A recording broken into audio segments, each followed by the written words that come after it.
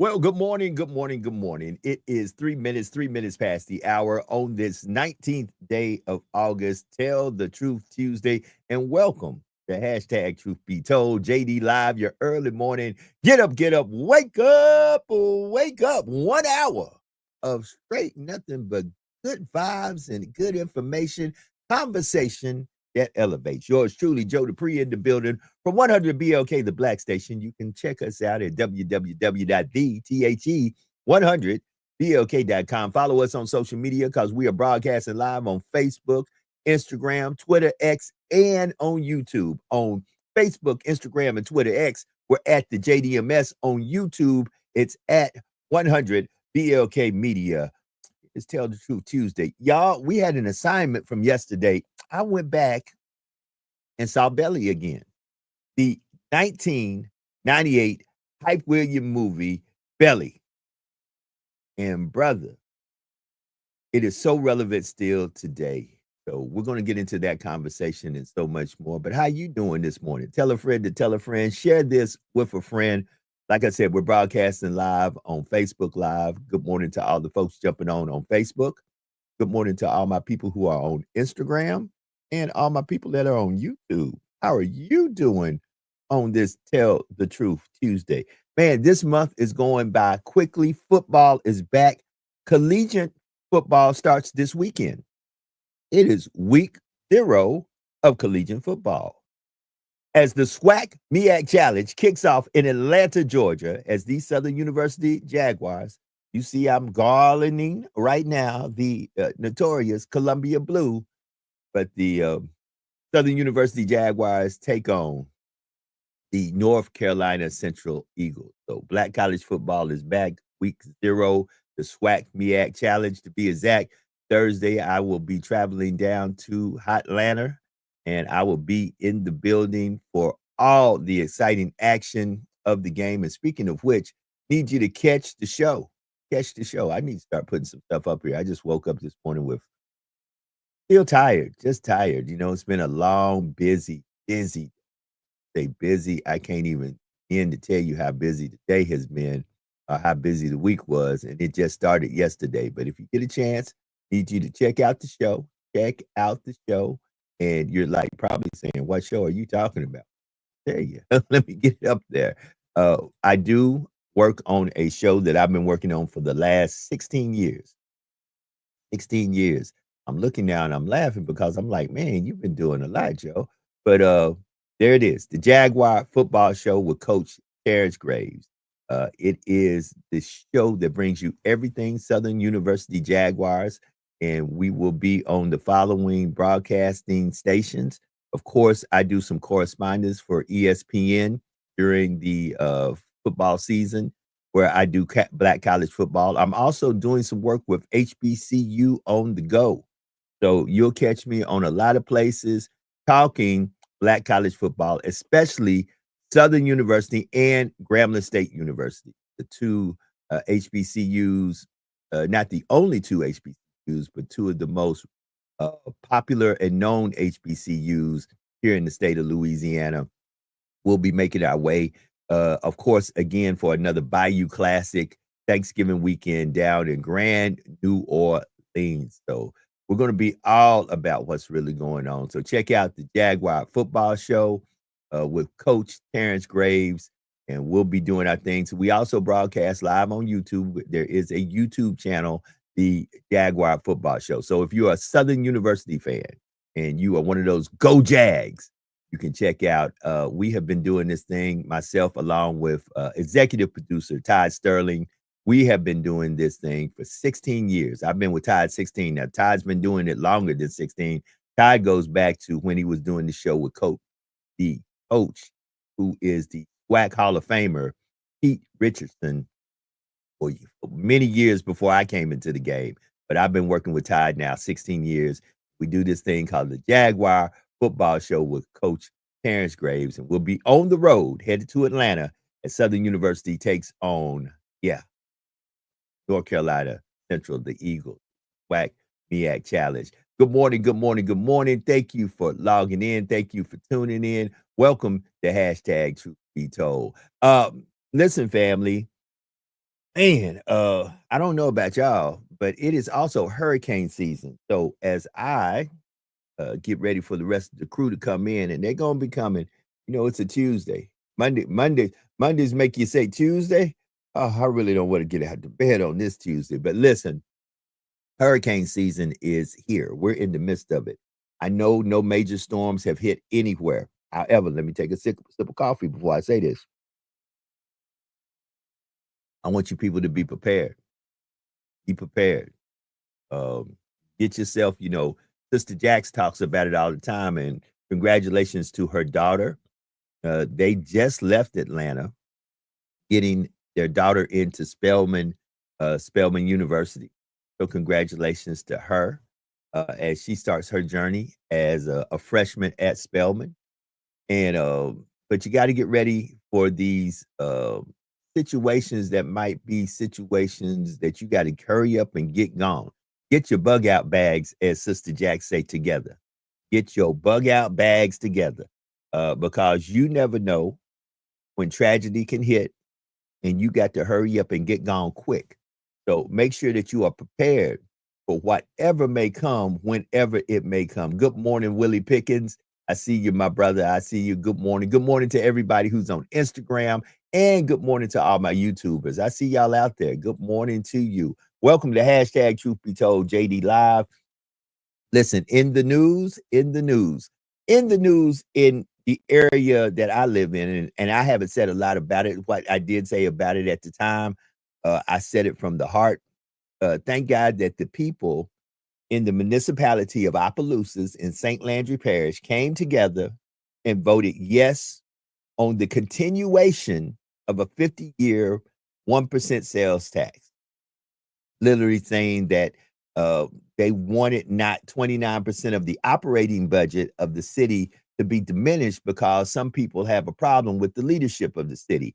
And I'm thankful that people in Opelousas were smart enough, wise enough, and the people who spoke and voted yes, which was 68% of the people voted yes for the tax, that passed the tax, realized that the city budget had nothing to do with the people who manages the city's money. If we want to do anything about that, what we do then is the following. We vote during the season to get people in office and out of office. You got to separate agenda items from the people who manages the items. With that being said, I tell y'all all the time, I'm never in here by myself. Never in here by myself. And I always find a little help from my friends. Reading is fundamental. When I tell you reading is fundamental, I have my own resident, Lamar Burton. Be exact, I think he better than Lamar Burton because this brother is a griot. He is a griot. He is for real a griot. You might need to Google that and see what a griot is. But this brother here is always reading, always educating, and always encouraging others. It's not so much that you get the information for self, but you encourage others to go get the information too. Y'all put your hands together for my young brother from another mother, my man, Sean P. and the Sean P. Experience. Sean P., what's happening, my brother? How you doing? Man, what's going on, Joe? First and foremost, I got my Bruce Leroy on, man. My Bruce Leroy. Not my boy. Wait a minute. I got that glow. I'm gonna walk in here like I'm the Shogun of Harlem. He's like catching the bullets with his teeth. Brother, please. My man said, Bruce Leroy. Nah, man. But today is National Publishing Day, right? Anybody know music, books, literature, anything? What used to be, it came out on Tuesday. So Tuesday is Publication Day, and my brand new book is officially published, Joe, as of yesterday. Hold on. Let's get you solo bolo with that book again. To let everybody know where they can get that book. Yes, sir. Family, go out there and get that book. So this book is The Bounce Back Season, right, by your brother, Jonathan Polidor. This is my 13th published publication, right? Self-publishing. You can find the book at Same Tree, Different Branch.com. That's right, Same Tree, Different Branch Publishing. Contact your writer personally, man, much as you can. Contact the authors personally is the way that we get the most bang for the buck. Yes, you can find it on Amazon and all these places, Walmart.com, Target.com. You can do all of that. But Mm. I get the most bang for the buck. Any writer, if you contact the writer directly, is the best thing to do to support your authors, right? And I'm proud about one thing, Joe. In the time of mass consumption, we are still producers. I'm very proud to be on the producer side of the house, right? So, brand new publication. I am super ultra excited. Okay. Okay. That's what I'm talking about. That's what I'm talking about. Family. Listen, I love this brother because this brother always and Shine. Let me get myself back in the picture with you, brother.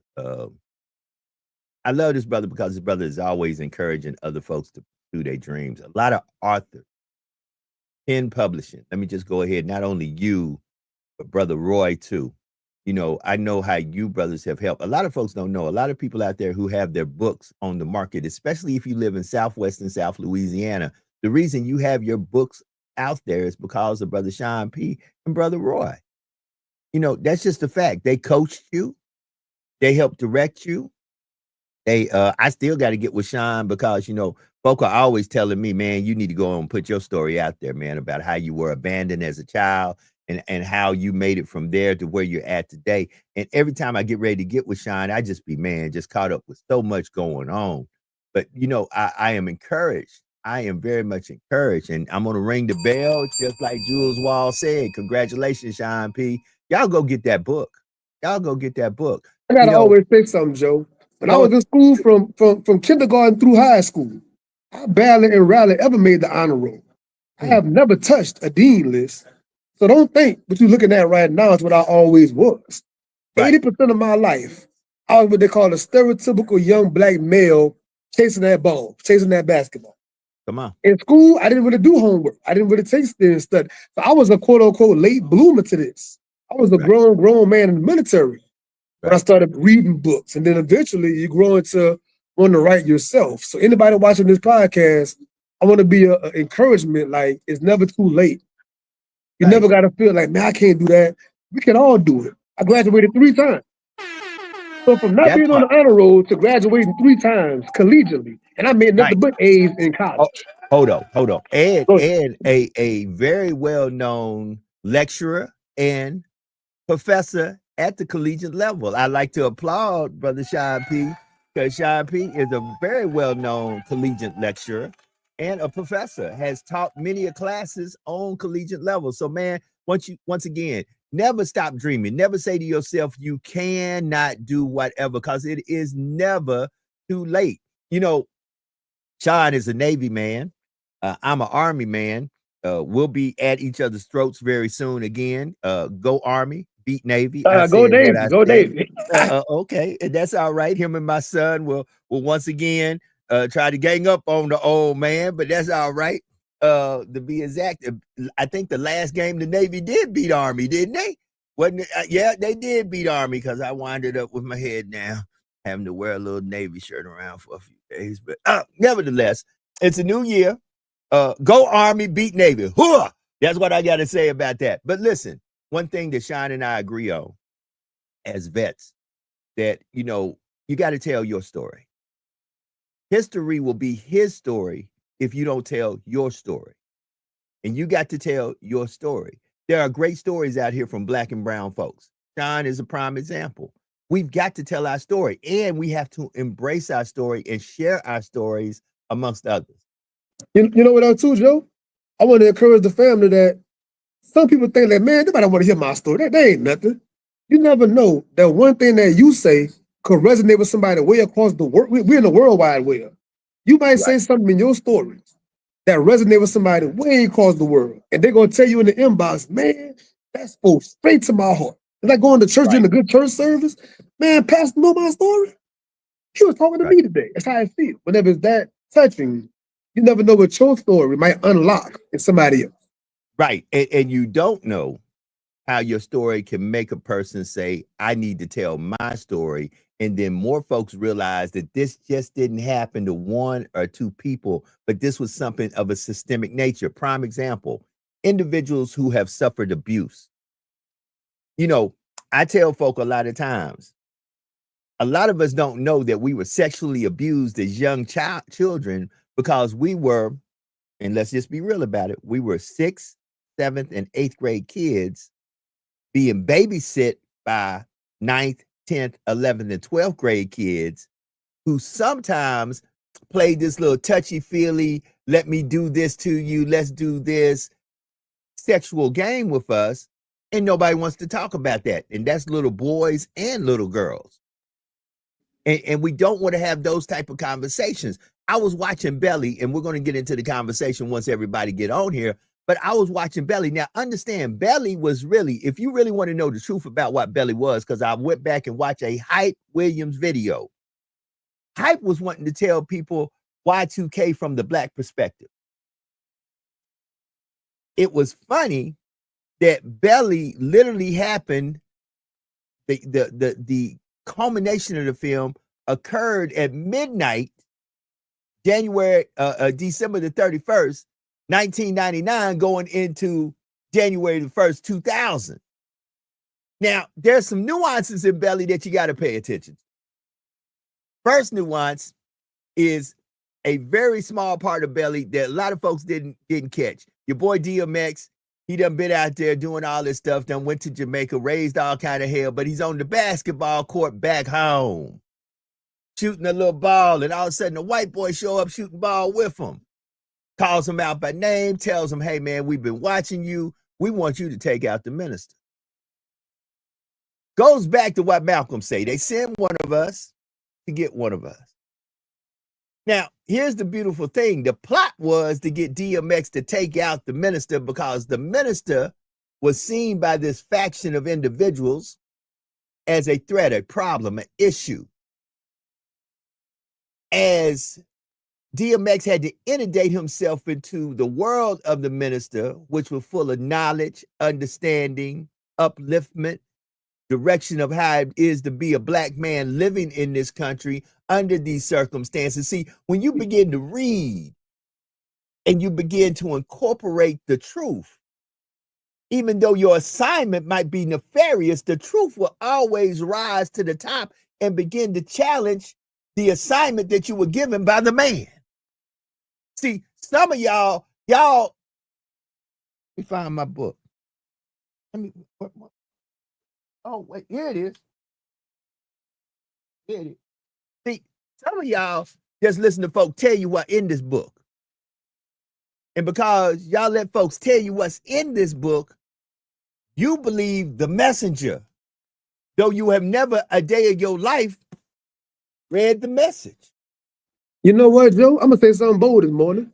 Come 'Cause on. I'm a very much a church attending man. Come I don't on. think most of those folks even own the Bible, Joe. Ho. Not Joe. They got something on this thing that's called an app. But So school. but hold on. But watch this. Sometimes they don't even read that. And these days with the app, you can ride in your car and have the app read it to you. So here's the thing. Some of y'all are so lazy that y'all don't want to read it or hear it for yourself, but you rather for it to be gurgitated to you in an entertainment form where you can sit there and be like, preach that, say Not that, Joe. come through. You're a little bit older than me, Joe. You remember whenever pastor would say, we go into Mark 12, verse 17, and you would hear audibly, you would hear pages turning. Right. He would say, whenever you got it, put your thing when you got it. Right. You don't see that no more, Joe. Right. You don't see that no more. Hold it. Because there came a time. Now, I have nothing, and I might need to get a pastor on here because I don't want nobody saying I'm attacking the church or attacking pastors. But there was a time when the pastor felt like the following: my preaching to you should be a confirmation, not me disseminating information that you never heard before. So that's why he would say, I need you to go here and read with me where you can see it for yourself, where you won't be hearing something and I ain't backed it up with the word. Prime example. Yesterday, this is the Louisiana Law Enforcement Handbook. It's from the Louisiana District Attorneys Association. It has the laws that governs certain movement in law enforcement. Chapter 1 goes over what I call the most important thing in any law enforcement situation: your authority to detain and arrest, your authority to use reasonable suspicion and probable cause in watching an individual and saying, I deem this individual a suspect in some shape, form, or fashion. He is doing something suspicious, and I need to now, in my authority, confront him. Now, I say this because I have some gossiping Gussies and Gusses of the ghetto and some political prostitutes who will get on here and read you every RS statute that they can find that will pertain to them being right and showing how other folks are wrong. Prime example, we have a situation right now, and I'm going to come back to this book in a second. We have a situation right now that they're talking about speeding cameras in the state of Louisiana. See, what folks don't know, because when I tell you half a story and not the whole story, you start sitting there thinking that that story that I'm telling you is actually the whole truth, nothing but the truth, and it ain't the whole truth because you don't know everything. There are different companies that govern speeding cameras within the state of Louisiana. One of the companies have been deemed a little bit questionable in their practices. Doesn't mean all the companies that run it in the state of Louisiana are doing that, because different companies, for example, the company that does speeding cameras in New Orleans is not the same company that does speeding cameras in Baton Rouge, is not the same company that does speeding cameras in Shreveport, or the same company that does speeding cameras in Opelousas. These are different companies. Okay. Right now in New Orleans, as you know, because New Orleans is in the news with the mayor and what's going on with her, and also with the speeding camera situation. Because of course, New Orleans is known from day one that anybody knows anything about New Orleans. New Orleans is not called the Big Easy for no reason. New Orleans is probably the most, and folks will tell you it is politicized, it is fantasized, it is in the movies. New Orleans is a place of throwing beads, political corruption, and a lot of criminal activity. They portray it in the movies all the time. Now, is New Orleans really like that? I'll say the following: every place got problems. Be it a huge municipality, be it a small hamlet, every place got problems. And they level of problems are different. That's why they use the word per capita for folks who don't understand. See, if you live in New Orleans, you might have 25 murders a month. But if you live in a hamlet where the population is only 15 folks, one murder in your small hamlet could equal 2 years of murders in New Orleans, because there's only 15 of y'all. But that's for folk who got some intelligence. And I done discovered that we got a lot of folks out here who can read well, but are as ignorant as the day is long. And I use the countrified word from Tennessee, not ignorant, but ignorant. They ignorant as the day is long. And family, y'all got to stop that. Y'all got to wake up and understand, just because you can read a thing doesn't mean you understand the thing, nor could you litigate that thing. Because there is a lot of factors into what certain things are. And that's the problem. Y'all got folks on here who will get on here and read revived statutes and don't tell you that revived statute has to fall into certain things. Certain things have to fall exactly in place for that statute to be in place. For example, in the arrest situation, a lot of you don't even know about Terry versus Ohio. Y'all up in here reading Louisiana revived statutes, and y'all don't even know what the Supreme Court said when it came down to Terry versus Ohio back in the 60s. But y'all, and here's again, if you are that smart and you are giving that much information to the community, I advise you to go to the Southern University Law School. Get your ass a law degree and come out here and help these folks litigate this stuff and fight the power from a position of a license and being a lawyer where you can help your people and do it pro bono since you so smart and money don't mean nothing to you. Come Hey on, brother Joe, Sean P. Come they used through. to have Come through. they used to have something called jailhouse lawyers back in the day. So now we got Facebook lawyers, huh? Man, we got Facebook, Instagram, Twitter lawyers, and doctors. Boy, if I listen, some of y'all Facebook lawyers, social media lawyers, y'all gonna send people not straight to jail. They gonna be underneath the jail. They're gonna have special cells underneath the jail for y'all. Who litigated your situation? Well, so and so on Facebook. Okay, right. Hold it. Better yet, I can't wait because I believe one day I have to stand before my creator. I can't wait. I hope I'm on the side. Even if I don't make it through the pearly gates, if I don't make it to the pearly gates and I don't, because there is a middle ground you can get cast into. See, y'all don't even read the book. But if I'm in the middle Good old ground, purgatory. hey, if I'm in old purgatory, just watching folks, I just want to see it be sitting there laughing at folks when they come up and old boy says, well, why'd you do this? Well, so-and-so told me to do it, where he could do something like, here, they got here about a week ago. Come here. Did you tell them that? Yeah, I did. Okay, bye. Ma'am, sir, ma'am, sir.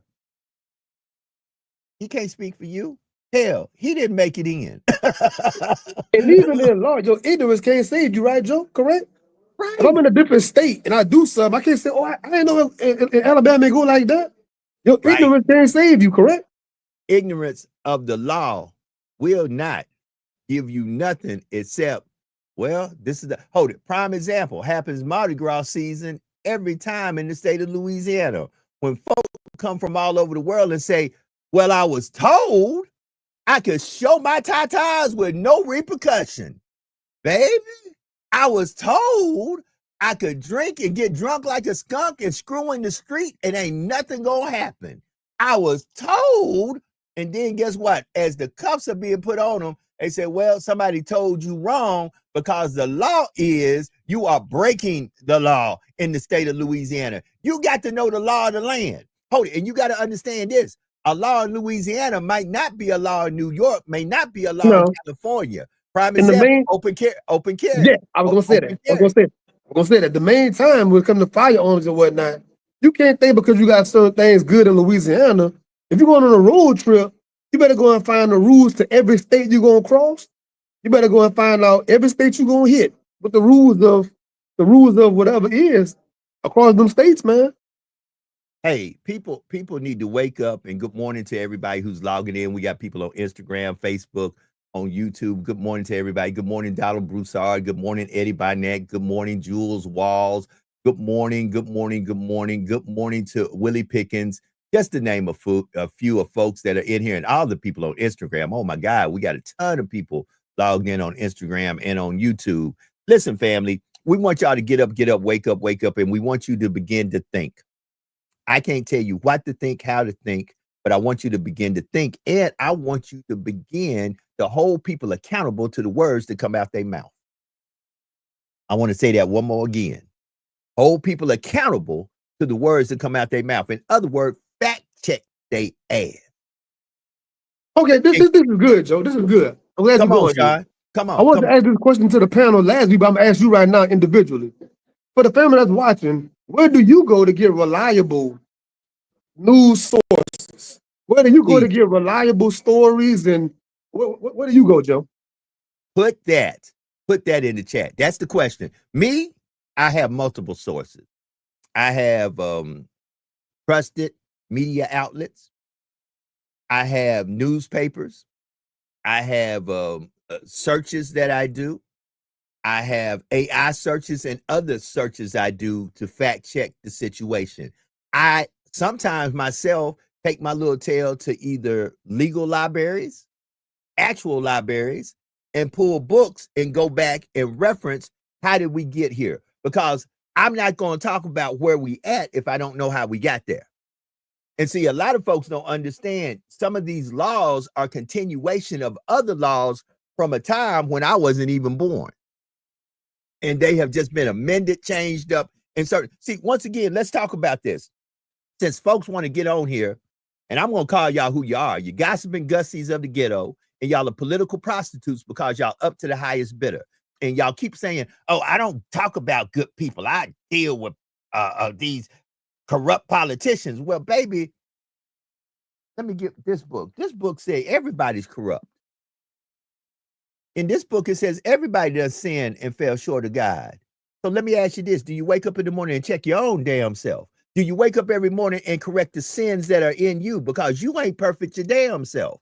So before you start checking corrupt politicians and before you start checking other folks, do you wake up in the morning and say, you know what, God, your words say I ain't clean. Cleanse me. And if it is for me to go out there and be your tool, your instrument to help others, correct others. See, Jesus himself had 12 people around him that were not perfect.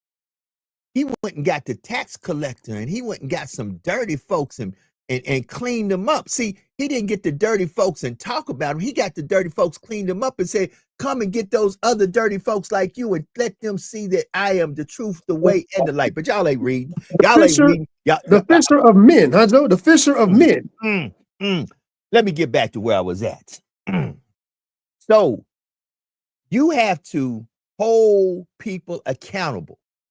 If it come out their mouth, you got to go back and say, wait a minute. You know, I heard what you said. It sounded good, but I fact checked it and it ain't actual or factual. You might need to go back and change that. Then you need to observe, do they have the fortitude and the integrity to go back and say I was wrong? See, watch this. We're all human. We make grammatical mistakes and we make errors all the time because many times the source we got a thing from is corrupt itself. And because we got belief in that source, we take that information and we run with it. Prime example. Let me ask y'all some questions. Were y'all not told that starting at day one, your grocery prices would be cheaper? Let me ask you a question. So somebody convinced you to go vote for them because on day one, your grocery prices would be cheaper. Is that a fact? I'll wait. Somebody told you that the cost of living would change once they got in. Has that happened? No, a tariff is a tax. So if anything, more taxes have been imposed on you. It's just been given another name. And because y'all don't read, first thing y'all say is, well, the taxes ain't went off. A tariff is a tax by another name. So let me understand this. Are y'all so ignorant? And that's the word I got to use. I'm going to go country with you. I'm not saying, are you ignorant? Are y'all so ignorant that y'all don't understand that a tariff is a tax? So let me understand this. If I tell you that I'm throwing tariffs all over the place and you run around telling folks, well, he didn't raise taxes. Do you know how dumb you sound? But Joe, I keep saying, we got to go back to a 5th grade, 6th grade civics class. A 5th grade, 6th grade civics class could address all of this stuff, Joe. Thank you. But hold it. They don't have those type classes in school because unfortunately, and watch this, Sean, yesterday I'm taking a class on constitutional law. And here's what I come to find out. Most folks don't even understand how the Constitution was formed, why it was formed, and who it was formed for. This is the crazy thing. First of all, you're not considered to be a citizen per the Constitution unless you are an owner of some parcel of land. So squatters, renters, folks who don't own a parcel of land. That's a lot of people. That's a lot of people. Per the Constitution is really not considered a citizen of the country. Now, that's crazy because once again, folks will sit there, fight for the Constitution. And there was a time in my life, John, I took an oath and swore to protect the Constitution. So did you.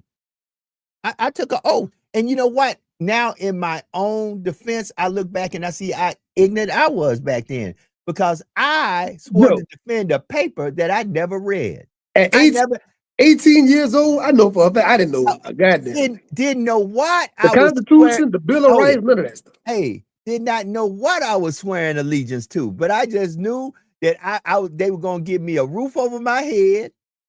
They were going to give me 3 square meals a day. I was gonna look pretty good in a uniform, and I could hold it. I could do a real hold it. I had Nintendo Duck Hunt, and I could do it in real life. I got to do what most boys love to do. Let me shoot and blow up some stuff. I used to sit with guys and say, "Hey man, why are you in here?" Because it's the only place where I can blow up stuff at. I didn't know all the working parts of what I was in. And sadly, too many of us connect ourselves to situations, circumstance, individuals, and organizations. We really don't know what we're doing. Prime example, something I'm watching on TV right now, Alien Earth. Alien Earth I needs to love it. be watched by I love it. everybody. I love it. Not if you and let's say you're not a sci-fi person, but just to get the messaging of how all of a sudden Earth is not ran by political factions, it's ran by 5 corporations. Like a Google, like an Apple, like a Meta. These corporations run the Earth and other planets around the Earth. Y'all got to pay attention, family. Y'all got to pay attention. I wanted to add a little something for the family, Joe, when it comes to the information, right? When it comes to sources. So I've been following lately this news app called Ground News. Ground News, right? And on Ground News for the family, we all know that in politics, a lot of these media outlets, they're being funded by the right or the left a lot of times.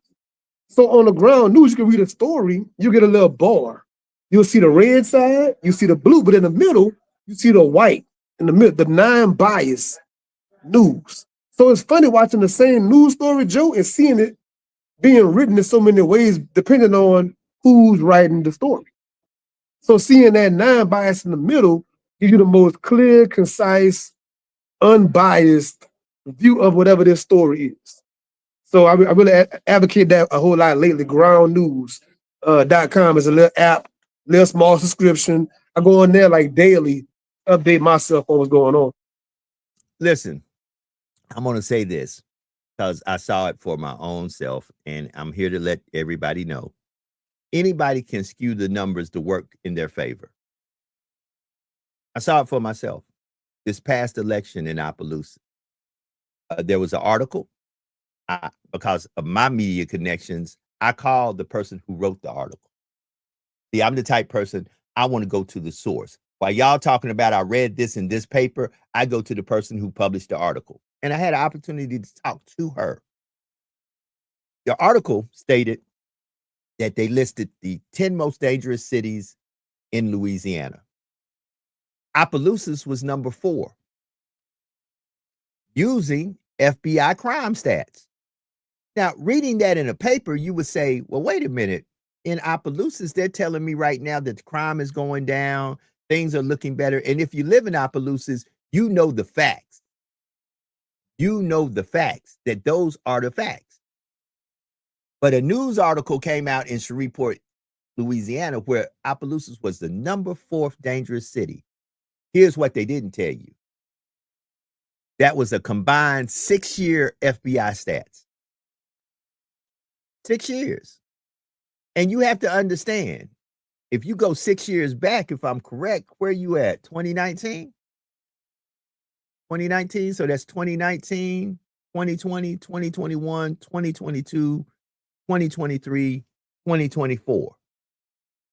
6 years. If you take the same FBI stats for 2025, 2024, 2023, and you can throw in a portion of 2022, you'll come to find out Opelousas, Louisiana, per capita has some of the best numbers in safety in Southwest and South Louisiana.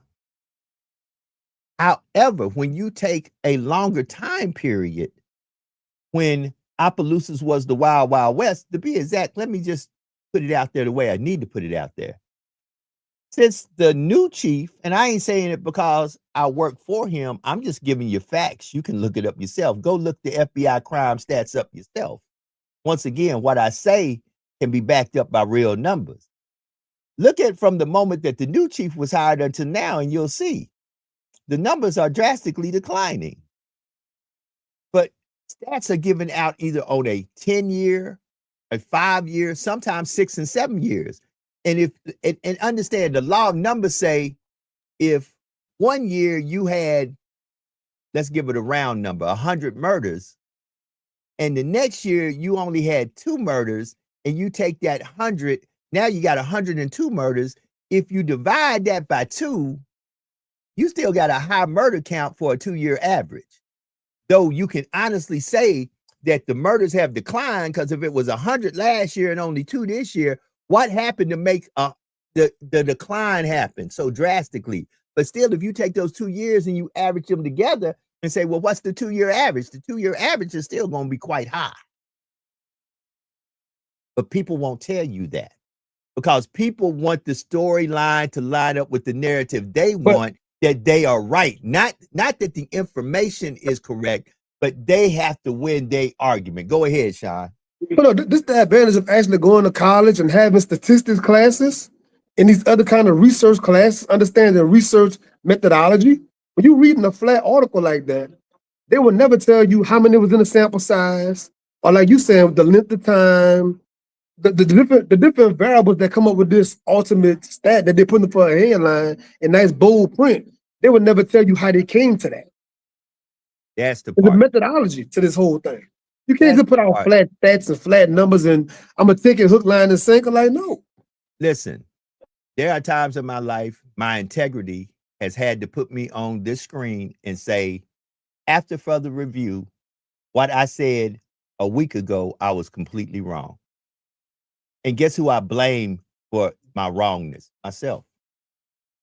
That means I didn't research the item. I got into my feelings. I did not look at the facts, and I regurgitated or spewed out what was in my heart at that moment, not what was logically right. Sometimes you got to admit to yourself, the problem is not the information. The problem is the way that you digested it and the way you got into your feelings about it and the way you regurgitated it out. Go ahead, Sean. It's we spoke on this some weeks ago. I'm going to say it again for this particular point. You got to be careful what you're saying on these airways, man. See, this show, Truth Be Told, is the most challenged show Pete ever get, because prior to Truth Be Told, I wasn't the most like nose diving in the news every day and I'm watching every CNN, MSNBC. I wasn't like that. But now that I'm here with you guys 4 or 5 times a week, I got to be abreast of what's going on to talk about these topics in an intelligent fashion. I can't come on here and say anything. Right. But some folks get for the microphone and just talking. I try to pride myself on not talking about what I don't know about. Right. Certain things come up, I get real quiet. Certain topics, I put my microphone on mute and I fall back, let y'all talk. It's just something I do know come around. John, you said a mouthful. If anybody didn't catch it, they need to catch it right now. Stop talking about what you don't know about. Stop regurgitating what the gossiping Gussies and the Gussies of the ghetto said. You talking about something you have absolutely no knowledge about. You said earlier that I'm a known lecturer in the area, right? I get invited to a lot of panels that have nothing to do with my platform. And it's something way outside of my scope. So I appreciate the invitation. It's a blessing to even be chosen, right? To be called. But I'm not gonna go on the microphone and talk about that. That's not my thing. They got people that's well versed in that. Holla at them. Right, hold it. And I will direct you to them. I'm not a hater, I'm a congratulator. No. That's another thing. That's another Joe, you know what I did? Hey, right. Hey, Sean, I got to hold it. I showed Sean that at Jump. Sean and I was in the same place at the Essence Music Festival. In the same arena. We were at the Montreal Convention Center. Once I got Sean to his happy place. Sean's happy place is not my happy place. Sean did not see me until I came to get him for an interview. Sean wasn't like, well, hey, Joe over there in the corner talking. No, that's not my happy place. Guess what? I have absolutely no idea what I'm doing up in here. So let me get the subject matter expert up in here to do his thing. Let me get back to my happy place, because my happy teamwork. place. That's teamwork. Come on. That's teamwork. So and it takes teamwork to make the dream work. See, y'all problem is y'all want to be the HIC over everything. And that's why y'all look ignorant. Y'all look ignorant because y'all want to talk about everything, but You y'all don't know. Hold it. How can you know? Some of y'all don't know nothing about everything, but y'all want to act like y'all know something about everything. Come on, family, wake up. Stop that. Stop that. We are our worst enemy. I'm going to say this again. It is 12 minutes to the top of the hour. Today has been, I love you, Sean. I'm glad you came in here. Let me talk about this. And I got Donald Broussard that's on here. And Donald, good friend of mine. Sometimes I agree with Donald, sometimes I don't, but he's still a good friend of mine. When I don't agree with Donald, I call Donald and we talk about it. I don't go on social media. I don't say, well, Donald did this, Donald did. I call, as my friend, you're going to get a direct call and we're going to have a conversation. And we're going to come to a conclusion at the end of our conversation, either to agree or to agree to disagree, and we're going to keep pushing on to our friendship. Okay, we had a situation. I'm going to go back with it because I ain't scared of nobody because the truth is still the truth. If you are a Caucasian man and you use the word nigger, me and you got a problem. And until you call me directly or meet with me directly and explain to me why you use the word nigger, I cannot, will not, and shall not. And even after the conversation, I may not deal with you at all, but I'm going to give you the opportunity to try to tell me your why. Because to me, there is not nothing anybody can say Caucasian to make them call me a nigger that I sit there and say I'm going to defend you and calling me or anyone else a nigger. We got a problem. Okay. Because if I call any of my white friends, and got to understand, I was raised around white folks. If I call them the C word like saltine, or I call them the H word like you tooting a horn, them fighting words. And guess what? I have enough respect of my own vocabulary that there's nothing that a white person can do to make me call them the C word or the H word, because I know that is equivalent to the N word. And if you call me the N word, it's going to be nuck if you buck with me. Now, Joe, let's be equal opportunity, right? I'm not cool with a person that look like me calling me the N word. Right. Ho. So even though we homeboys, you can't say, oh, something's going on. No, hey, bro, no. I'm not that. Right. So hold on. It's across the board. Brothers who hold us accountable. Even if it comes out my mouth, I have to stop myself. Oh, wait a minute. Shouldn't have said that, because that's not what we are. I try to really, really police myself for years. Come on. Now, we ain't perfect, because sometimes it really, really applies. Sometimes it really applies. Right. Hold on. For the most part. Sometimes, by definition, it don't only apply to black and brown folks. It damn sure apply to non-melanated folks. I'm just saying. Ignorant is ignorant. So with that being said, but if you are a white male and you use the word nigger, wait a minute, man, you just done took me back to a plantation time. You done took me back to the 50s and the 60s, civil rights times, when you felt like, see, to me, when a white man in the South calls you nigger, all of a sudden, you're not human no more. You less than. You property. You need to see, because you got to understand, they were calling us niggas when they were putting us on them auction blocks, selling off our family members. When they had us buck naked and they were looking at the young men and the young women genitalia. We were niggas then. Hold up. You ain't gonna call me a nigger and then all of a sudden and get caught calling me. Wait a minute. Not only did you call me a nigger, the recording of you calling me a nigger got released. And then you have the mitigated gall and audacity to try to tell me how I should feel about you calling me nigger. That's not what I'm most worried about. Now I'm worried about you Stevens and Stevenettes and black and brown folks who quickly jumped to Master's defense talking about that's still a friend of mine. I be damn. Not Steven. Steven and Stevenette. Not Candyland. Not Candyland. Yeah. Man, you know Monsieur Candy didn't mean that. You know Monsieur Candy didn't need. Guess what? I'm more worried about black and brown folks that look like me that came to this person's defense. Because let me tell you this. and these are probably the facts, and I couldn't prove it, but let it happen.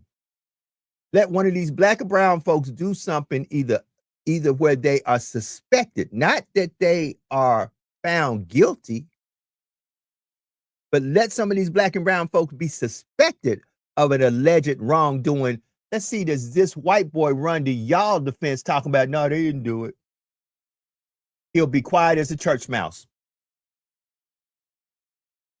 Since y'all was so quick to run to his defense, you do something and let it be put out there that allegedly you did the following. Not that you will prove that you did it. Let's just say the accusation is made that you did it. Let's see how quick he runs to your defense.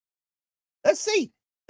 Because, baby, let me tell you, what goes around comes around. And there is a day of reckoning for all of us. It says clearly in the book I brought up here, but half of y'all don't read it. It says here, you can go ahead and ask for forgiveness of all things spiritual, but physically, what is rendered to Caesar, you're going to have to pay Caesar. And what you do on this earth, you're going to have to pay on this earth before you leave this earth. So keep on doing folk wrong. Keep on secretly making it seem like, oh, I'm a community advocate and I'm out for this. If you know in your heart of hearts, all you're doing is spewing hot fire.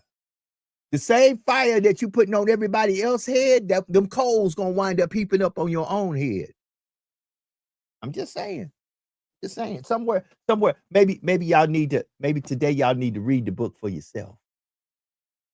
Read the book, not sit there and listen to what a person says, but read the book for yourself. Because a lot of you talking about, listen, how is it that I say I know a person? Sean, I ask you questions about yourself all the time. That's how I got to know Sean. Well, Sean, what'd you do when you were in the Navy? How long were you in the Navy? Oh, what boats were you on? Where were you stationed at? See, when you start asking questions, you'll get answers, and that's how you get to know. But watch this. Had I never asked the question, and Sean had never told me the answer, but a year down the road, somebody say, well, how you know Sean? I don't know. We just met each other. Come on. See, you got to read it for yourself and start asking questions and get your answers. Go ahead, Sean. The question part, that sounds like a relationship to me. These folks have a personal relationship.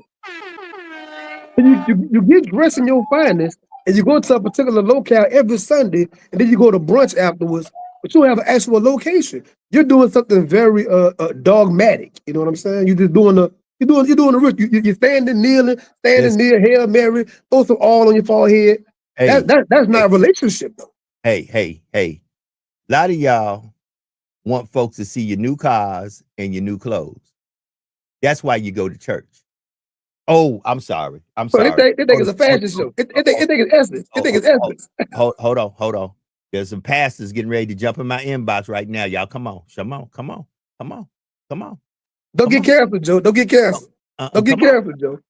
You can't cancel me when I'm paying for it. Don't let them cancel you, Joe. Don't let them cancel you. Hold it. I don't care if there's one person on there. I don't care if there's 1 million people on here. Last time I checked, I pay StreamYard for this streaming service, and I was with StreamYard years ago. So a lot of folks don't know, not only do I pay them, I am invested to them, and I get payments back from them. Hold up. I got some stocks and some bonds connected to StreamYard. So that's what you did. Hey, Joe, you hear what Denzel Washington said about being canceled? Denzel said, if you don't play the game, they can't cancel you. Come on. I don't play that game. You can't cancel me. Come on. I love it. Hold it. 100 BLK and 100 BLK Media is owned by one Joe Dupree Anderson.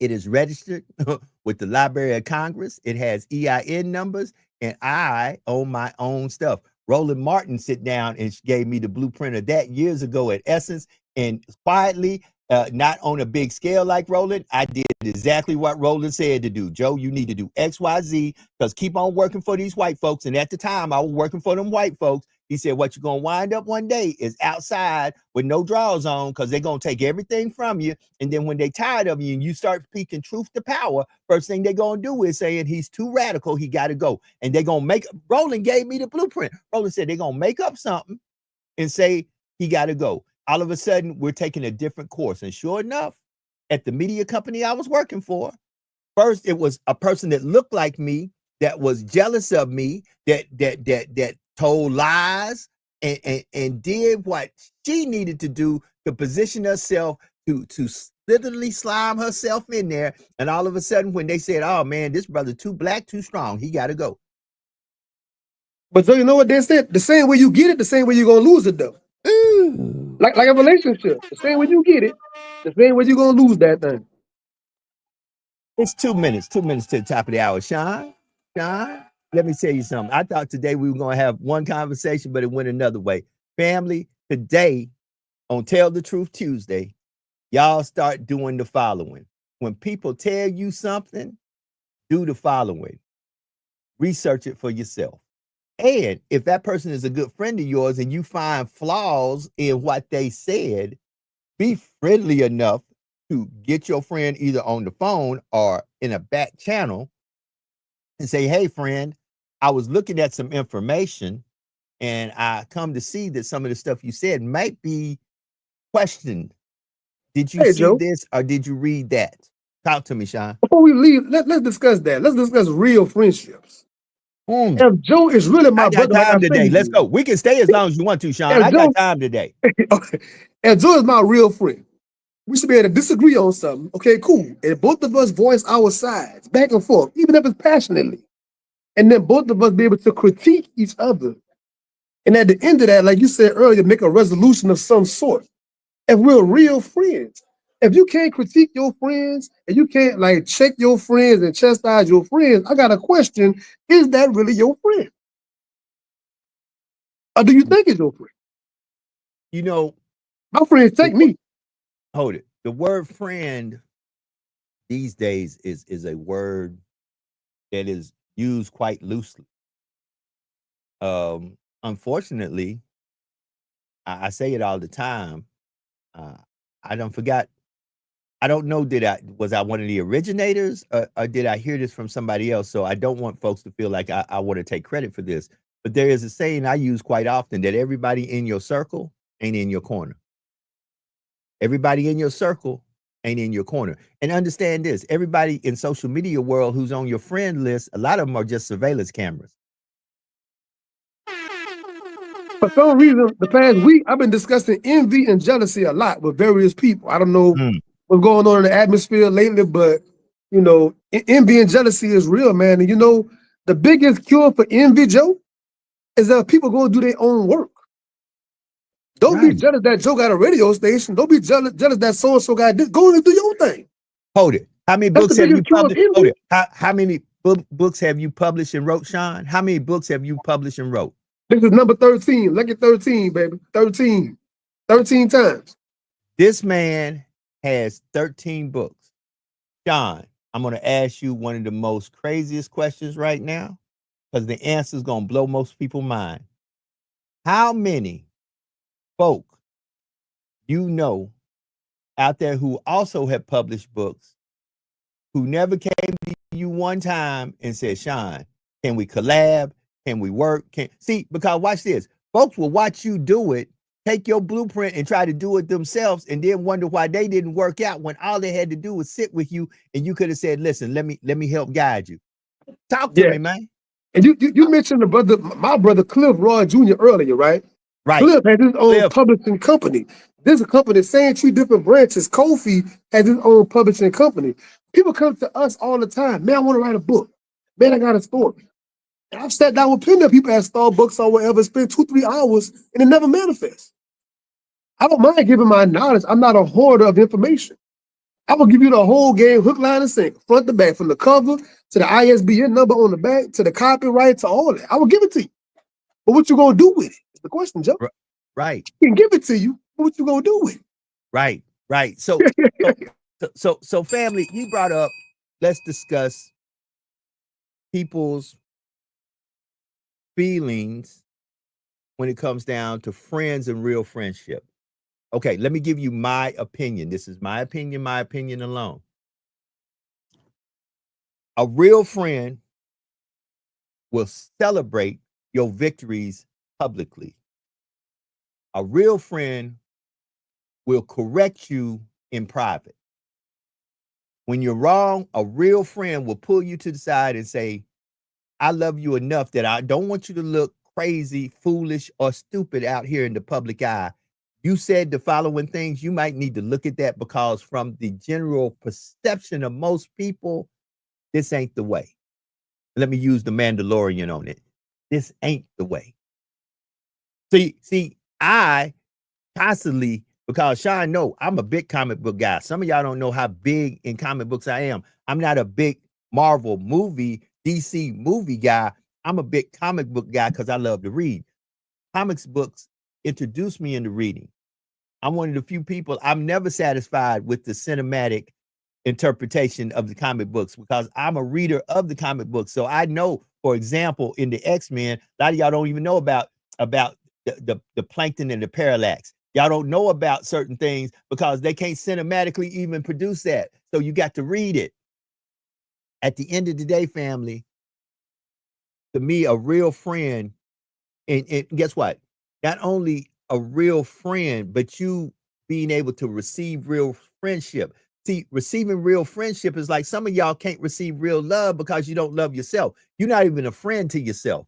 So since you ain't a friend to yourself, and you can't really even, you can't look yourself in the mirror and talk to yourself without having a disagreement that you hate yourself. See, that's why some of you hate so many people. You hate yourself. You look in the mirror, you can't even have a 5-minute conversation in the mirror with yourself without getting mad at yourself. And to be a friend, you got to prove to be friendly. To be a friend. So some people are walking repellents, Joe.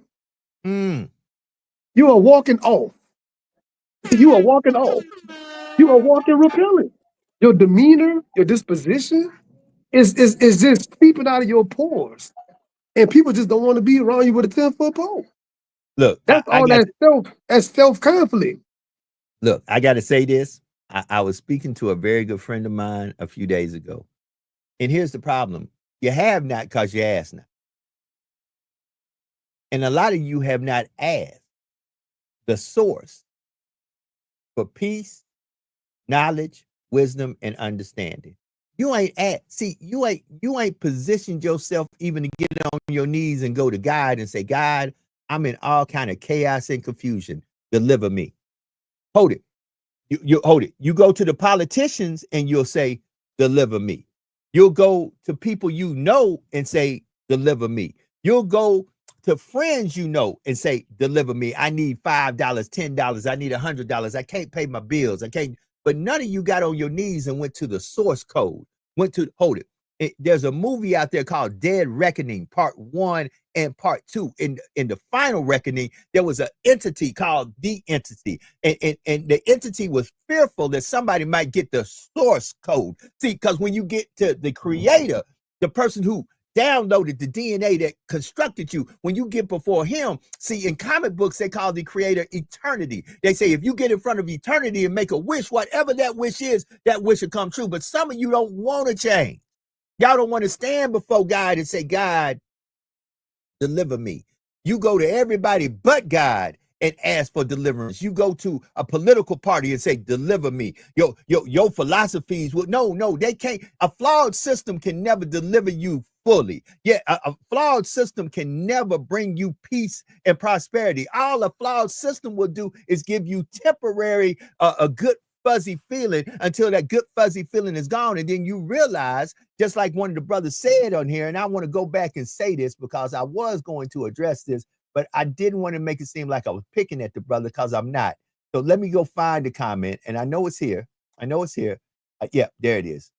There it is. Hold on. I'm going to find this comment because this comment was very moving to me. And the comment came from a good friend of mine. He is a good friend. His name, hold on. His name is Eddie Barnett. Eddie said the following thing earlier. I am proud to have sworn allegiance to this great country, even if I didn't understand. I fully back Eddie on that statement because I too raised my hand and did not read the full contract. Let me add. Let me add to his statement, Sean. Hold on. Go ahead. No. Go ahead, Sean. No, I want you to go ahead, then I'll come back. I want you to tell the family, so those that haven't done it, when you go to MEPS on that day to be sworn in, tell the family about how many things you're signing that day at a rapid pace. It's hours long process. All this testing and checking this, checking that, these signing. By the time you're getting Giving sworn your in, DNA sample, giving your blood. Oh yeah. Oh yeah. by the Oh time yeah. you're getting sworn in, you've been there about 10, 12. How many hours you been there Right. Hold it. prior Some to of you that point? get there a day early. You spend the night. You spend the night, and the process starts that next morning. You're right. You're right. So Okay. I want the fans to understand how that could be. If they're Right. wondering how we're saying is the three of us, I want them to understand the context. Right. So Brother Barnett put that out there, but I like to add to it. At the time when I raised my hand and swore my allegiance, I was very proud. Let me hit you with my favorite words. But after further review, now at a 58-year-old retired, because understand, I don't know how many years Eddie did. I think, Sean, you did about 5 to 7, something like that. 4. You did 4. Okay. I did 28 years in the United States military. Okay. After further review, if I could go back and talk to younger Joe Anderson, me and him may have had a different type of conversation of understanding what you're getting into from the perspective of you're young, dumb, and full of, I ain't gonna go there. No, But okay. we spoke on friends disagreeing 2 minutes ago. Me and my neighbor brother of 20 plus years, we were talking about this a couple of days ago, disagreeing. I said if I can go back, I wouldn't do it again. If I had a time machine to go back, I wouldn't do it again. Okay. Because He now, said, "What, you serious?" okay. Hold it. Because now, from the lens of being awakened to certain knowledge. Now, I say that because they try to tell you it ain't good to be woke. It's very good. The Bible, for all my evangelical Christians out there, the Bible says the best thing you can have is knowledge and understanding. So when you wake up to know what was and was not, that's a good thing, because then you can course correct. See, that's the thing. I love being wrong because I want to be right. Oh, there was an old school song out there that said, if loving you is wrong, I don't want to be right. But see, I want to be wrong where I can get the right information and then become right, because I don't only want to be right, I want to be righteous. I want my lifestyle to reflect the rightness in me, because a lot of you just want to win the argument. I don't want to win the argument. I want folks to know that what I am doing is for the betterment of myself and those around me. Now, Joe, I understand as the years go by, I understand why they say ignorance is bliss. That's real. Because whenever you know stuff, you have the enlightenment, you can't just mindlessly watch a TV show. I'm always analyzing TV shows. I can't just mindlessly listen to music. And the kids always say, what, Joe? Oh, this is a song. Oh, that don't mean nothing. They don't understand the weight of every word and every instrument in that thing. Whenever you understand, you can't just turn that thing off, Joe. You see everything critically. That's a lot of weight. That's a lot of work. Listen, brother put on here, Brother Donald Broussard, just put on here, I too swore an allegiance. Now listen to what he said. I too swore an allegiance to the country and did not. Now watch this. He's so right. Many of us do this all time, 24/7. We swear allegiances to everything but to ourselves and our community. Hold it. We swear allegiance to a political party. We swear allegiance to a job. We swear allegiance to money. We swear allegiance. See, because the propaganda machine had told you if you chase the bag, you become a boss. So you swear allegiance to the process of chasing the bag to become the boss, not understanding the bag and the boss has nothing to do with who you are as yourself, because your character speaks volume. Because you can get all the money of the world, and still be an asshole. Go ahead. And some of these folks' allegiances with an S surpasses the allegiance to their spouse and their children. You more dedicated to the political party than your spouse? You more dedicated to this job more than your children? Hold But your on. everyday actions show it, though. Your everyday actions show it. You would never say it, but your actions show it. Hold on. Let me. I had to open it up and tell y'all what it say. This word say, let me understand this. Let me show you the infinite wisdom of the God, the creator, the grand architect of all. He said the following. Let me understand this. You have more love for me that you have never seen. You have more love for me that you have never seen, but you hate those that you see daily. Hold on. You have more love for me who you have never seen, but you hate your people daily. See, that's why he tries to tell you. A lot of you gonna stand before me and start talking about, but I said, I did, I don't know you. What you do unto the least of them. What you do until the least of them. And speaking of which, I just got a message. I want y'all to all be in prayer for Brother Bowtie. Brother Bowtie's mother suffered a stroke. And that's the reason why he's not on today. He's taking care of mom where he should be, taking care of his mother. So we need to be in unified prayer for Brother Bowtie's mother, for total restoration and healing in her body, her soul, and her mind. Because I believe prayer works. I believe. Now, you might not believe it, but I believe prayer works. And I need y'all to be unified in prayer that Brother Bowtie's mother recovers from the stroke to be healthy and whole as she was before the stroke even came in. I even proclaim and decree right now that she'll be better than she was once she comes out this thing, because my God is able. Once again, I believe. And I need you to believe with me, because when two of us believe, guess what? God moves mountains. And I need this mountain to be moved. Yes. You know, I'm not doing any kind of shameless plug. It's not time for no plug like that, but it's on point, though. All the time about triumphs. I mean, about obstacles. People think we on these screens every day. No, bro. Put your book up there, because they need to know. They need to know what that book is about, and go get that book. People think we on these screens every day like our life is just perfect, man. Our families go through stuff every day. Our loved ones are being hospitalized. We are losing vehicles and jobs. We go through all this stuff, and we still put this camera on because our allegiance to the community surpasses even that sometimes. Right. Hold it. I'm not Joe know last year my grandfather died. I came on the next morning. Joe said, "You so? You sure you coming on that?" Oh, I said, "You good, bro? Hold it, because hold it. Y'all don't know. John is like a little brother to me, man. So that's my, when I say that's my brother from another mother, I mean that. Hold it. That brother can tell you how I done come, and he done say, hold it. It ain't what he heard. John done seen me in the belly of the beast when folks go, who he? Wait a minute. Google him. I'm bringing them in the VIP room. Google him. Hold it. He in the room with Morris Chestnut, with major A-listers. And I sit this, you need to interview this man.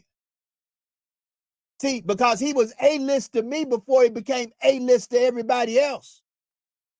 Y'all don't really know who you're messing with when you're messing with Joe Dupree. Yeah, I'm that boy that was found wrapped in a newspaper in an old coat on June the 22nd, 1967 in Memphis, Tennessee. Baby, God spared me for a reason. Now, I didn't realize that to maybe a few years ago, but baby, y'all don't want that smoke from me. I'm telling you, you don't want the smoke on the barbecue pit from me. That's why I try to tell people calmly, these gossiping Gussies and Gusses of the ghetto, these political prostitutes, y'all really don't want me to leash out and come with that real fire I normally come with. Because if you want to really be entertained, because y'all like seeing us tongue lashing each other, you don't want me to come with the barrage of words I can come with to try to tell you who you really are. That's why I had to back up. Because God told me that doesn't serve my purpose. I need you to give conversation. Don't do it, Joe. Don't do it, Joe. No. The Most High told me you need to give conversation that elevates.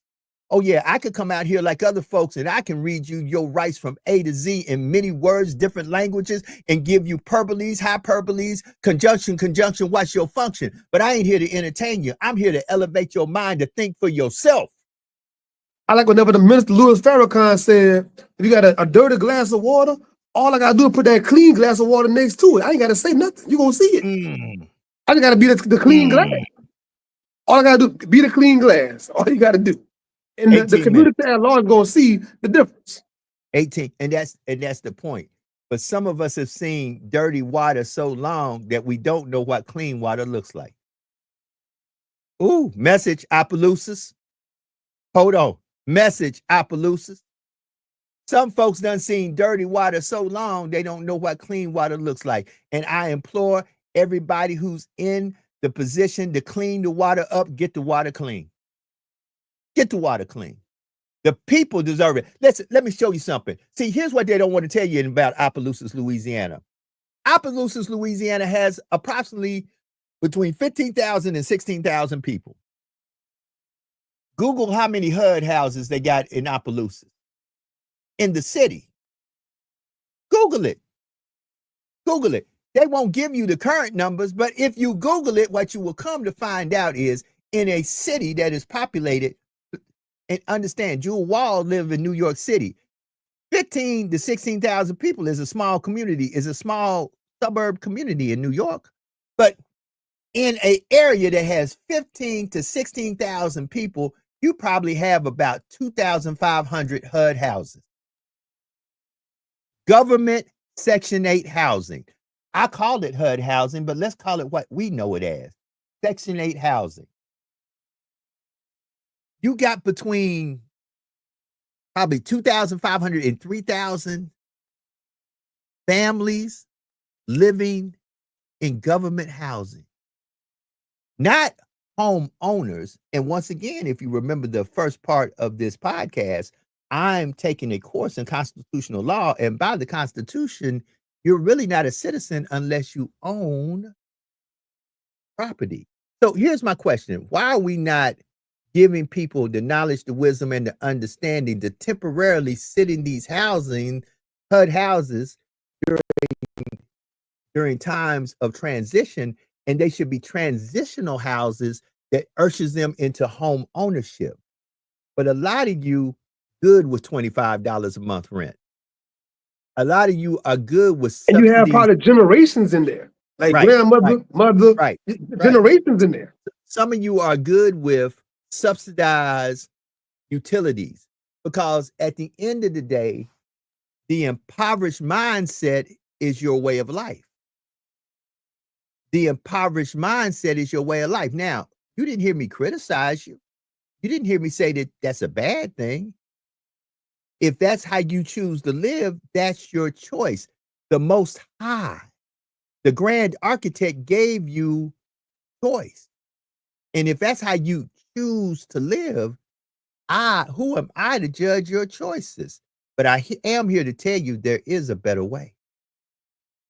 I really wanted to say it that way. So because some of y'all on here who live in certain places, if you talk about being on EBT, on food stamps, on government assistance, all of a sudden I'm the villain because I'm talking about you. I'm not here to criticize. If the impoverished lifestyle is the way you live, God bless you.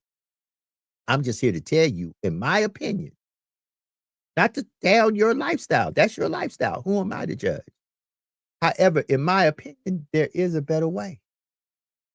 That you should take this time that they allow you to be in what they would call Section 8 and government assistance. You should use this as a platform of transition to save your money and transition to a place where you control your destiny, not a government entity who can at any given time tell you, well, we don't have this program no more.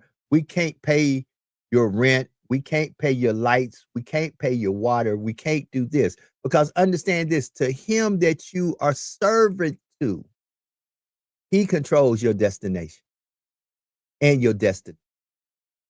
Because at any given time, he can tell you, yeah, we were giving you $600 a month in food stamps, but the program has went bankrupt and now we're only giving you $25. See, that's what the importance of this tax was in Opelousas. Because just like if you got that call saying that your $600 a month of food stamps just went down to $100 a month of food stamps, the question is, how are you still going to feed your family that was used to getting $600 off of $100? Y'all got to pay attention. Y'all got to pay attention. And the problem is y'all ain't paying attention, because guess what? We all wind up being the biggest critics of our community until it hits home. We're the first one to talk about where the police, where the crime, but y'all need to do this, y'all need to do that, until little Johnny or Jane, who's been the menace of our community for years, gets caught up by the police, and we're the first one talking about police brutality then. Well, you didn't talk about little Johnny and little Jane when she was breaking in all the old folks' houses. Boy, everybody loved the sunshine. You see the sunshine just hit Sean. Come on, talk to me, Sean. Talk to me. Talk to me. Well, you crazy one day. The sunshine just hit, huh? Everybody loved the sunshine. I heard my boy Roy Ayers in the background. Folks get down in the sunshine. I'm telling you. Look, family, it's 23 minutes after. I'm only going to stay on here 7 more minutes. If you get anything from this podcast today on this Tell the Truth Tuesday, accountability, responsibility, and integrity. Let me say the words again. Hold people accountable when they are in positions of power to do what needs to be done. Those who are in power understand this. You have to let me know what's going on. One of the biggest problems I saw in Opelousas was no transparency. Guess what? You got to tell the people, or you got to get people in place to tell the people, here's where your tax dollars are going. This is what we are doing. This is what's going on. Because guess what? If you don't tell them, then the naysayers will tell them. And guess what? Perception is reality. You need to have your own propaganda machine that tells the truth from your perspective. Because if not, then they're going to get the truth from their perspective. If you don't tell your story, they're definitely going to get his story. I promise you that. Go ahead, Sean. It's a form of manipulation, right? Just like in a relationship, you might not lie to your spouse, but if you withhold certain things, that's just like lying, right? Well, let me say the following. At the end of the day, and y'all need to catch it, there's a movie I see quite often. It's about the Navy, called A Few Good Men. And what Jack Nicholson said, as much as you don't want to admit to it. I love this scene because he said it so eloquently. As much as you don't want to admit to it, you want me on that wall. You need me on that wall. Because you can't handle the truth. You can't handle the truth. So, the problem is we create these monsters and we let them run loose. See, y'all got to watch Alien Earth. See, we go and make expeditions to find these monsters, to bring them back home, and we let these monsters loose amongst us. And then you got to go find the monster killers and the monsters catchers. And guess what? Some of those folks who catch monsters and kill monsters are not the folks of the most highest integrity. But as Jack said in his glory, hold it. Who gonna guard that wall? You, Kathy? You want? No. Hold it. You use certain words as punchlines. We use it as a life of servitude. In your heart of hearts, you want me on that wall. You need me on that wall because you can't handle the truth. You can't handle the truth. Nor, watch this. Nor can you get out there in them social media streets and deal with all the bricks, all the guns, all the bullets being shot at you. See, some of y'all talk that talk and walk that walk. I had a person talk about the only trouble I got in was busting people upside their head. Baby, let me tell you something. Let me tell y'all something. I done seen a lot of bad folks in my life. And most of the bad folks I know are either in jail or in the grave. They ain't on these social media streets telling people how they busting people upside the head. Those are facts. It's 3 minutes. 3 minutes to the bottom of the hour. Brother Sean P., tell them about your book one more time again, man. Tell them about the Griot Podcast. Tell them what you got going on. Let's get out of here, man. Yes, sir. Yes, sir. This is the bounce back season. How will you bounce back? adversity, obstacles, trials, tribulations. How do you get back on the path to your goals and your mission? And we have the Sean P Experience on YouTube. Check it out. I have amazing author interviews. I have an author lined up on Thursday, Miss Essie Chambers. She is the Ernest J. Gaines Award winner, by the way, Joe. She just won the award recently for her book called Swift River. You want to read about it, you want to hear about it, right there on the Sean P Experience, Thursday at 5 o'clock p.m. Central Standard Time.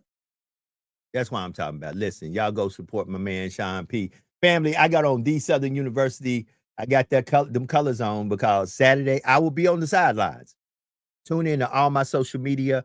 I'll be broadcasting live from the SWAC MEAC Challenge down in Atlanta, Georgia. I am on the road again. Let me put it back up there where y'all know how to catch a brother. Where y'all know exactly how to catch a brother. Hold on. Let me work my studio like I need to. Where y'all know how to catch a brother, period. Just where y'all know that the Jaguar Football Show is back. It's back, y'all. Yours truly, Todd Sterling, will be back on the road again, giving you everything Southern University football. And you can catch us. You can catch us on our YouTube page. You can catch us on social media. You can catch us all over the place because we're going to be all over the place. So there it is. There it is, family. It's the Jaguar Football Show with Coach Terrence Graves. I believe, and you're going to hear me say it, and I'm going to stand by it. This is the year that the Jaguars will go all the way to a Black national championship. I believe that we will be victorious and make it to the SWAC championship, and I think they're going to do great things. So you can catch the Jaguar Football Show with Coach Terrence Graves. I'll be on the road. We'll be doing the road show Thursday and Friday with hashtag Truth Be Told. Hashtag Truth Be Told will be live Friday from Atlanta, Georgia. We'll be broadcasting live from Atlanta, Georgia for the SWAC MEAC Challenge. And we'll be in them Atlanta streets. We might be at Morehouse. We may be at Spelman. There might be a lot of places we're at, but we'll be out and about. So, family, it's time for me to get up out of here. It is the 30, bottom of the hour. 7:30 Central Time, 8:30 Eastern Standard Time. Wherever you at, you're at the bottom of the hour. Listen, I'm getting ready to get up out of here on this Tell the Truth Tuesday. Much love to my brother Sean P. I always find a little help from my friends for coming in on this Tell the Truth Tuesday. 3 words today, y'all. Accountability. Hold people accountable. Responsibility. Make sure that they hold themselves accountable. They're responsible. Integrity. Make sure that what they're saying is truthful and also to the benefit of them, the community, and the greater good of all of us. Not self-serving. Integrity is important. Ready to get up out of here. Always remember, family, always remember that there is no secret what God can. Also, be better today than you were yesterday. And do something today to bless somebody somewhere that no matter what you do, there's no earthly way they can ever pay you back. And back to the first statement, always remember that there is no secret what God can do. What he has done for others, he will and he can do for you. For when God is with you, nothing or no one can stand against. Be blessed. Have a wonderful day. We'll be back tomorrow for Work It Out Wednesday. This is hashtag Truth Be Told, JD Live on the behalf of Sean P and the Sean P Experience. Brother Bowtie, the brother from Berlin, Brother Washington, who will probably be back tomorrow as we try to get into this conversation about belly. Brother Eliza Nixon with sports, and the lovely Miss Alethea Crimmins, who is pimping positivity, and Sister Jax. We up out of here. Peace.